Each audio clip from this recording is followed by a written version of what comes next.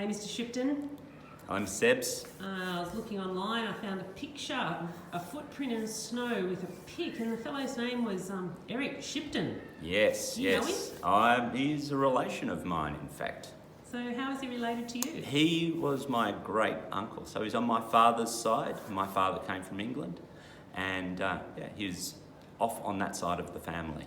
And he was mountaineering with Sir Edmund Hillary. Not only was he mountaineering with Sir Edmund Hillary, who was the first man to climb Everest, he led Sir Edmund Hillary on that particular expedition. Hillary was just a young kid, and it was actually Eric Shipton who put the whole thing together, and he was leading the charge on Mount Everest. And he had not only did that expedition, but the year before that had led the first expedition to map it out, and the year before that they had done also another expedition where they would work out their supplies and their strategies.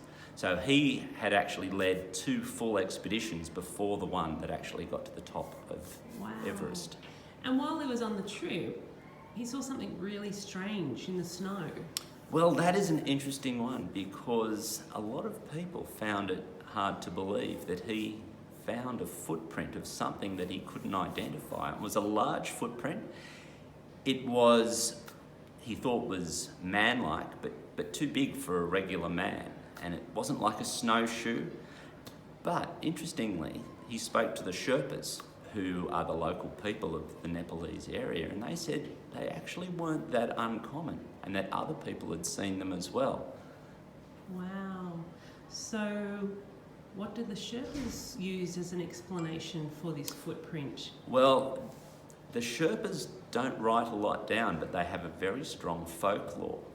And they have, in their folklore, they talk about a very large, hairy human who wanders the area, and no one's actually got too close to them, but they think it might be a large human-type man covered in hair. They have a special name for him. I can't remember what it is right off the top of my head, but they actually have a name for him. So we've got a human-like figure. With A large human. Because the footprint was as big as an ice pick. Yes. So when you're climbing, you take with you an ice axe, which is used for cutting little bits of ice to make steps, and it's usually about that long, and so therefore his foot was about that big. My foot isn't anywhere near that big. No, it was pretty weird. And so there's photos online, isn't there? There are. You can go and find those photos. Okay. Mr. Shipton, this is very curious mystery. Thank you very much for your interview. Oh, my pleasure. Thank you.